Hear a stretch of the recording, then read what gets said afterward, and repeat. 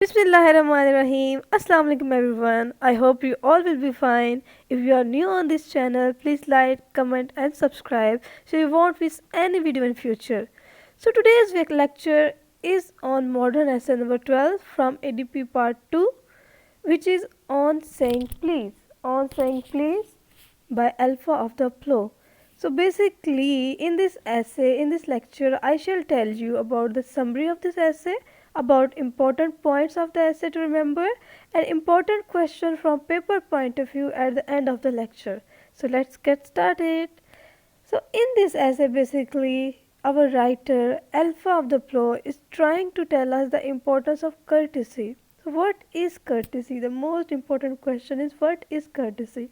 I remember when I was a child and I used to ask about the question that what is courtesy क्या होती है, what is meant by please क्यों कहते हैं, sorry क्यों कहते हैं. So basically my teacher told me that the rules of correct behavior in our society. Basically हम लोग क्या करते हैं, हमें ये लगता है कि जो लीगल रूल्स होते हैं, जो आपके फिक्स्ड रूल्स होते हैं वही रूल्स होते हैं, लेकिन हम ये चीज़ भूल जाते हैं कि बेसिकली जब हम किसी से बात कर रहे होते हैं उनके भी उस जब हम एक सोसाइटी में मूव कर रहे होते हैं तो उसके भी कुछ रूल्स होते हैं. ठीक है, हमें मैनर्स अडॉप्ट करने चाहिए, गुड मैनर्स को अडॉप्ट करना चाहिए. तो rules of correct behaviour in a society, एक सोसाइटी में मूव करने के लिए, लोगों से बातचीत करने के लिए कुछ मैनर्स की ज़रूरत होती है, अच्छे नाइस मैनर्स की ज़रूरत होती है जो कि आपकी लाइफ को और दूसरों की लाइफ को ईजी बनाता है. तो that's why it is called courtesy. It is very important. So there are few questions जिनके हमें आंसर मिलेंगे इस ऐसे में. What are these questions? So these questions are number 1, why these manners are important? Okay, why these manners are important? Why should we use them? हमें क्यों इस्तेमाल करने चाहिए? What are the benefits of good manners? अगर हम good manners को adopt कर रहे हैं तो वो क्यों कर रहे हैं, और अगर कर भी रहे हैं तो उनके क्या एडवांटेजेस हैं, हमें ऐसा क्यों करना चाहिए. And what is discourtesy? एक तो हमने कर्टेसी के बारे में देखा कि हम किसी अच्छे से बात करते हैं, किसी के अच्छे से जवाब देते हैं, हमारे रवैये के में, हमारे मिजाज में, हमारी बात करने के तरीके में एक हम्बल भी आ जाता है. बट जब हम एक डिसकर्टियस पर्सन बन जाते हैं, जब हम किसी से अच्छे से बात नहीं करते तो उसके क्या डिसएडवांटेजेस हैं, हमें क्या रिएक्शन फेस करने पड़ते हैं. और सबसे इम्पोर्टेंट चीज़, what are good manners and what are bad manners. ठीक है, so all these question would be answer in this lecture. So please watch till end. Next to now I am going to start with the summary of this essay. ठीक है, summary में हम एक एक point को and पे detail में discuss भी करेंगे, और समरी में हम देखेंगे कि ऐसा ऐसे लिखा गया जो कि बहुत ही रेयर टॉपिक है, लेकिन जो कि बहुत ही इम्पॉर्टेंट टॉपिक है, जो कि एक यूनिवर्सल टॉपिक है. बिकॉज चाहे वो एक प्राइम मिनिस्टर है या चाहे वो एक बैगर है, हर एक इंसान की सेल्फ रिस्पेक्ट होती है. ठीक है, तो उस सेल्फ रिस्पेक्ट को एक तरह से क्या हम कह सकते हैं कि हर किसी की उसको मेंटेन रखना ज़रूरी होता है. तो दैट्स वाई हमें चाहिए कि हम हर किसी की सेल्फ रिस्पेक्ट की कदर करें, उसका ख्याल रखें. तो that's why alpha and the flow जो हमारे राइटर हैं उन्होंने इस टॉपिक को सिलेक्ट किया. सो देखते हैं. फर्स्ट ऑफ ऑल ये हमारे पास क्या है जी, थोड़ा सा हमारे पास क्या है जी, राइटर का इंट्रोडक्शन आ गया. समरी है, alpha of the flow is the pen name of Alfred George Gardiner. Pen name क्या होता है बच्चों? पेन नेम होता है कि जो आप राइटिंग के लिए जो भी राइटर्स होते हैं वो कुछ समटाइम वो नेम यूज़ करते हैं, और ओरिजिनल नेम उनका क्या था, real name Alfred George Gardiner.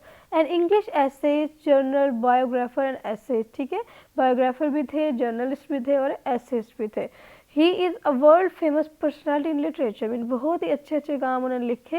That's why is world famous personality in literature की दुनिया में बहुत ही फेमस पर्सनैलिटी रही है. नेक्स्ट देखें, अब स्टार्ट कहाँ से ले रहा है? गुड मैनर्स से. कहाँ से? गुड मैनर्स से. Good manners are valuable in life. यानी कि जो राइटर है वो किसकी फेवर में बात कर रहा है? गुड मैनर्स की बात फेवर में. तो good manners are valuable in life, bad manners are not a legal offence. Very important line. आपने देखा है कि हम किसी को खुदा न खास्ता कोई किसी का मर्डर कर देता तो डेफिनेटली उसके लिए सज़ा है, बट कोई किसी को थप्पड़ मारा है फेस पे तो हम, या फिर किससे थप्पड़ चले वो भी दूर की बात है, किससे बदतमीजी कर रहा है, किसी को हर्ट कर रहा है, तो उसके लिए कोई रूल नहीं बना, ठीक है, कि फ़लाँ किसी ने किसी को ऐसे जुमले कह दिए तो उसके लिए इतनी सज़ा है, ऐसा कुछ भी रूल नहीं है। तो राइटर क्या कहता है कि ऐसा रूल होना चाहिए, बैड मैनर्स के भी लीगली ऑफेंस कंसीडर करना चाहिए। Small word of courtesy make the wheel of life greasy, very important line.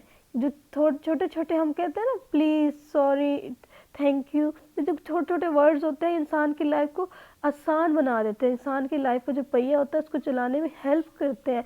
Greasy, जब देख रहे हो जो कोई भी चीज़ ग्रीसी होती है, जिस पर ऑयल लगा होता है, तो ईजी से, फॉर एग्जांपल आप लोग बैंगल जो गर्ल्स वेयर करती हैं, अगर वो अगर उसको उतारना, अगर उसका साइज़ छोटा हो तो उसको उतारना चाहे तो हाथ पे लोशन लगा लेते हैं, तो ग्रीसी होते हैं तो इजीली वो बैंगल्स उतर आती हैं।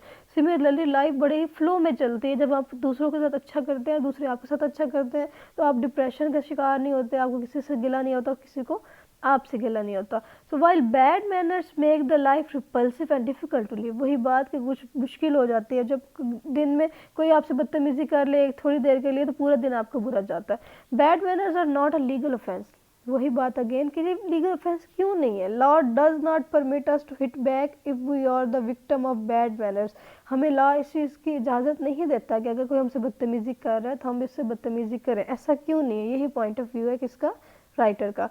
Bad as well as good manners create a chain of reaction, very good, very important line, कि जो बुरे रिएक्शंस होते हैं, मैं किसके साथ बुरा करूँगी, फॉर एग्जांपल कोई किसी से बुरा कर रहा है तो एक इंसान, तो दूसरा उसके साथ बुरा करेगा तो दूसरा जो है वो किसी तीसरे के साथ जाके बुरा कर सकता है, तो एक तरह तीसरा चौथे के साथ करेगा, उसका मूड ख़राब हो जाएगा। तो इसी तरह कोई के साथ अच्छा कर रहा है तो उसका दिल खुश होगा, और दूसरा तीसरे के साथ अच्छा करेगा, तीसरा चौथे के साथ अच्छा करेगा, तो इस तरह क्या होगा, एक चेन क्रिएट हो जाएगी, अच्छों की भी और बुरों के भी, बुरे रवैयों के भी और अच्छे रवैयों के भी। द लिफ्ट मैन अब अपनी लाइफ से कुछ एग्जाम्पल दे रहा है हमें, कौन, राइटर अपनी लाइफ से कुछ एग्जाम्पल दे रहा है कि इसने दो तरह के इंसान से मिला, एक इंसान जिसका रवैया अच्छा था दूसरों के साथ, उसको भी आगे से अच्छा रवैया मिला, लेकिन जिसका बुरा था उसको भी आगे से बुरा मिला। अब लिफ्ट मैन के एग्जांपल देख लें। Lift man while observing the bad manners also retailed the same. अब ये क्या है जी, एक छोटी सी स्टोरी है कि लिफ्ट में एक इंसान जाता है, वहाँ पे इसको कहता है टॉप, मतलब मैंने टॉप पे जाना है तो टॉप को प्रेस करो, तो वहाँ से लिफ्ट मैन कहता है टॉप प्लीज़ बोलो, भाई मुझसे रिक्वेस्ट करो या मुझसे थोड़े से तमीज़ से बात कर लो। लेकिन क्या होता है, वो इंसान कहता है कि नहीं जी मैं तो नहीं कह सकता प्लीज़, तो लिफ्ट मैन क्या करता है, उसको उठा के बाहर फेंक देता है लिफ्ट से। अब देखें रिएक्शन था ना, वो प्लीज़ कह देता तो बात ख़त्म हो जाती, लेकिन जब उसने प्लीज़ नहीं कहा तो लिफ्ट मैन उठा के बाहर फेंक दिया। मतलब इतनी बड़ी बात भी नहीं थी कि उसको उठा के बाहर फेंक दिया जाए, अवॉइड करता, ठीक है, इग्नोर करता, लेकिन ऐसा भी नहीं हुआ। तो देख ले ज़रा, ये एक चेन क्रिएट होती है और प्रॉब्लम्स क्रिएट होते हैं। Discourtesy should never be responded with discourtesy. अब ये भी बहुत इंपॉर्टेंट बात है कि चलो अगर लिफ्ट मैन को उसने प्लीज़ नहीं कहा तो उसको बाहर उठा के बाहर फेंकने की ज़रूरत नहीं थी, थोड़ा सब्र कर लेता, कुछ नहीं होता था। Otherwise the life would become difficult on living, तो फिर बहुत मुश्किल हो जाती है इस तरह, ठीक है, कि जब एक इंसान दूसरे इंसान को ऐसे रिएक्ट करता है जैसे वो कर रहा है तो ज़िंदगी मुश्किल हो जाती है, एक प्लेनेट पे रहना मुश्किल हो जाएगा इस तरह। तो so if a burglar breaks into one's house, अगर कोई चोर डाकू आ जाता है किसी के घर में, the law compels the house owner to knock him down. तो क्या है जी, उस घर के ऑनर को एक तरह से आज़ादी होती है, उसको लॉ एक रूल मिला होता है, रूल एक ऐसा है कि अगर कोई डाकू आ जाता है तो आप उसको मार गिरा सकते हैं। If one is assaulted physically one can retaliate accordingly, अगर किसी को फिजिकली मारा जाता है तो उसके अकॉर्डिंग रिएक्ट कर सकता है। लेकिन पॉइंट क्या है, but what is of misconduct and bad manners, लेकिन कोई आपसे बदतमीजी करे तो उसका क्या, उससे रिलेटेड तो कोई रूल नहीं बना हुआ।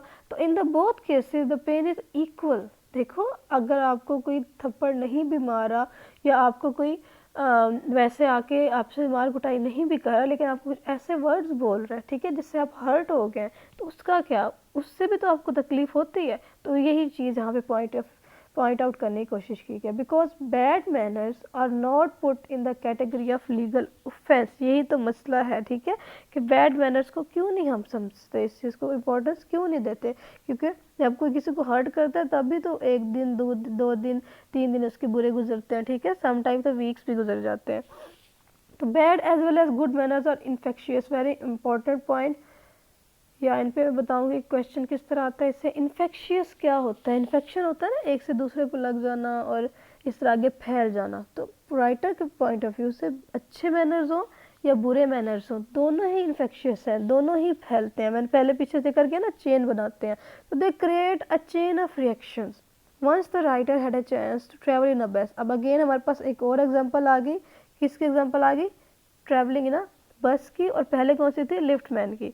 सो once the writer had a chance to travel in a bus, unfortunately he was with zero money is pocket. तो राइटर क्या हो जाता है, समटाइम वॉलेट घर भूल जाते होंगे, तो क्या होगा जी, उनके पास पैसे नहीं थे। अब डेफिनेटली आप किसी शॉप पे जाओ, शॉपिंग करके खड़े हो और अचानक पता चले कि जी पर्स ही घर रह गया, तो क्या रिएक्शन होगी? यही होगा ना कि तो जो आगे शॉपकीपर है वो तो गुस्से होगा डेफिनेटली। जिस तरह किसी बस में बैठो और आपके पास किराया ना हो, तो आपको यही फ़ौरन माइंड में आएगा कि अब ये कंडक्टर तो गुस्से होगा।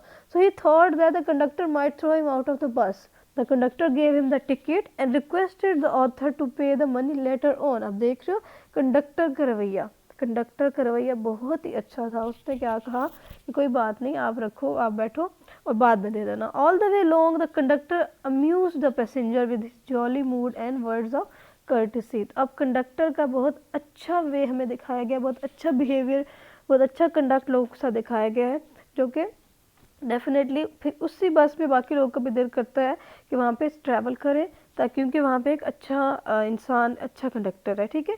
अब ऐसे होता है ना कि हम कोशिश करते हैं कि हम किसी शॉप पे ना आ जाए, किसी शॉपकीपर का ना रवैया अच्छा ना हो, तो हमारी कोशिश होती है कि हम उस शॉप पे जाएं ही ना। तो यही रीज़न होती है। ठीक है। समटाइम रवैये ही होते हैं जो इंसान को हेल्प करते हैं जज करने में, और इंसान की रिएक्शन रवैयों पे ही बेस करते हैं।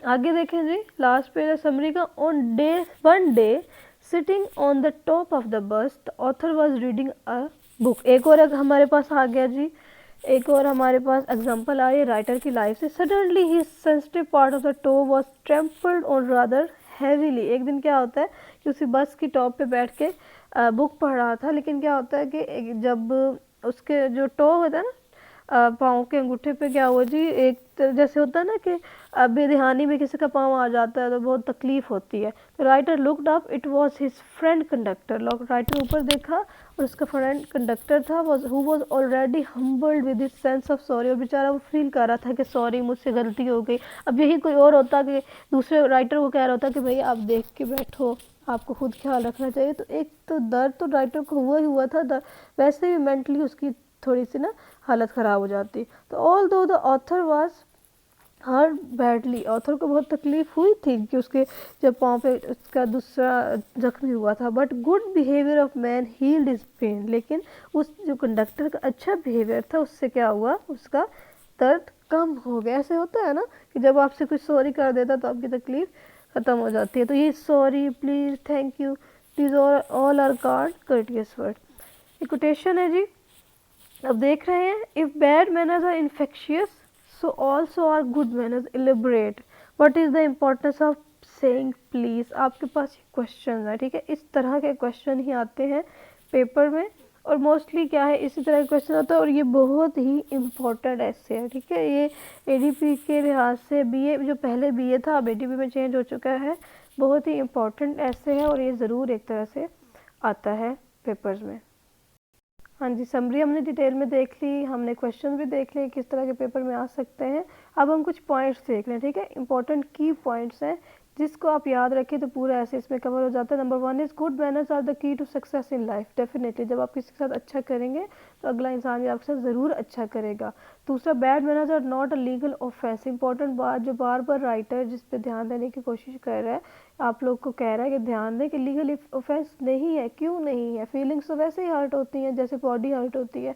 सो number 3 is no law allows us to kick back the person who misbehave with us. तो कोई भी लॉ ऐसा नहीं है जो हमें वैसे ही रिस्पॉन्ड करने की इजाज़त दे जैसे कोई हमारे साथ बुरा करता है। Number 4 is good manners and bad manners are like infection, create a chain of reaction. मैंने डिटेल में डिस्कस किया वीडियो में, आई होप आपको समझ आई होगी। Number 5, if any burglar seek into house one is allowed to hit him, but if one injures the feeling of anyone lie silent. So very sad. तो ऐसा नहीं होना चाहिए ना कि डेफिनेटली, इनफैक्ट जब आपको चोट लगती है बॉडी पे किसी पार्ट पे, वो फिर भी बर्दाश्त कर सकता है इंसान, लेकिन जब आपको फीलिंग हर्ट होती है तो तब आप इतना बर्दाश्त नहीं कर पाते। डेफिनेटली इसके लिए भी लॉस होने चाहिए।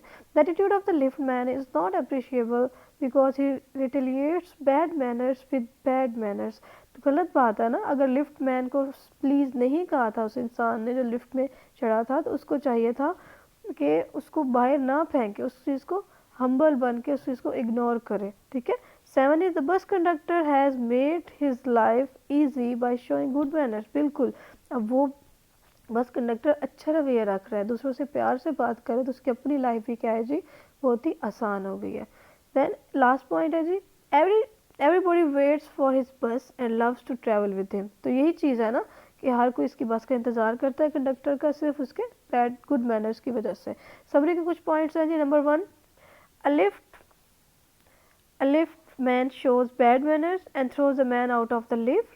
The reason was that the man did not edit please with the word top, कि जब कहता है ना मैंने टॉप पे जाना है, सबसे ऊंची सबसे जो टॉप फ्लोर है उस पर जाना है, तो वो साथ प्लीज़ ऐड नहीं करता, तो सिर्फ इस छोटी सी बात की वजह से लिफ्ट मैन उसको बाहर फेंक देता है। 2 is there is no law against bad manners. Law is unable to force anyone to show good manners though the damage caused by discourtesy are great। तो डेफिनेटली अभी चीज़ जो मैंने डिस्क्राइब की कि आपको कोई फीलिंग को हर्ट करता है, वो भी उतना ही तकलीफ दे होता है। 3 is assault won't heal soon but injury to anyone's feeling cannot be forgotten। अगर आपको चोट लग रही है, किसी तलवार से चोट लग रही है तो उसका जख्म बढ़ जाता है, बट आपको कोई हर्ट करता है तो उसके जख्म क्या होता है, नहीं भरता, आपकी फीलिंग्स हर्ट हो जाती हैं। नंबर 4 is बैड मैनर्स और good manners both are infectious and create a chain of reaction. Again वही पॉइंट मैं आपको बता चुकी हूँ। 5 the author also gives the example of a bad conductor who shows good manners and keep his passenger happy. Again आपने conductor के example mention कर देनी है, क्योंकि जो जो उसके पैसेंजर के साथ अच्छा रवैया था तो उसके बदले में वो अच्छा ही रवैया उसको मिलता है। फॉर एग्जांपल जैसे आपको पता है कि जैसे उसके राइटर के टॉप पे चोट लग जाती है, ठीक है, पाँव पे चोट लग जाती है, तो वो अगर राइटर को गुस्सा आता तो वो उसको गुस्से से बिहेव करता है, लेकिन उसको उसकी वो अच्छी बात याद आ गई जब उसने उसको किराया देने से मना कर दिया था कि कोई बात नहीं, पैसे नहीं है तो खैर है। तो देख ले, फिर उसकी उस अच्छाई की वजह से राइटर ने उसको कुछ नहीं कहा, हालांकि उसके पाँव पे काफ़ी तकलीफ हुई थी। 6 पॉइंट देखें। Once the writer forgot his purse at home, but the conductor gave him ticket happily with a smiling face. You know very well about that. 6. The good conductor was always helpful and he eased his passengers, so he made his job easier for himself. अब वो हर रोज़ लड़ता रहता बदतमीज़ी करता रहता अपने passengers के साथ, तो उसका काम तो अच्छे से नहीं चलता ना, वो रोज़ उसका मूड ख़राब रहता। तो बेहतर होता है बच्चों, इंसान जो टाइम गुजारे जिसके साथ भी गुजारे वो अच्छे से गुजारे। 7. If we are behaved well, we behave nicely with others, but if we are misbehaved, our attitude becomes rough with others। ऐसे होता है ना कि अगर हमसे अच्छा सलूक किया जाता है तो हम भी दूसरों के साथ अच्छा सलूक करते हैं, अगर हमसे कोई बुरा सलूक करता है तो वही हम अपना एग्रेशन दूसरों पे निकाल देते हैं। This is why Wars had a negative impact on human society. मैंने आपको अभी पीछे एक और ऐसे हमने पढ़ा है जिसमें हमने वॉर्स को डिस्कस किया है, ठीक है। तो वॉर्स का क्या है कि जो जो सिनेरियो चल रहा था, जैसे मॉडर्न जो भी एसेज हैं या मॉडर्न जो भी आपका लिटरेचर है उस पर जो बाकी आप पोएम्स वगैरह पढ़ते हैं, उसमें क्या होता है, वॉर का इम्पैक्ट डेफिनेटली होता है। और उन वॉर्स की वजह से जो वर्ल्ड वॉर 1 वर्ल्ड वॉर 2 हो चुकी है, उसकी वजह से chaotic state of mind create हो चुकी थी लोगों की, ठीक है। लोग के ख्यालात, लोगों के दिमाग मुंतशिर हो चुके थे, उनके थॉट्स, क्योंकि उनके आसपास का माहौल ऐसा था। तो माहौल जैसा होता है इंसान की मेंटेलिटी भी वैसे ही डेवलप हो जाती है। So it's the end of my lecture. I hope it's clear, students. If there is any question, ask me freely. Till then, stay blessed, stay happy. Remember me in your prayers. Thank you. Allah Hafiz.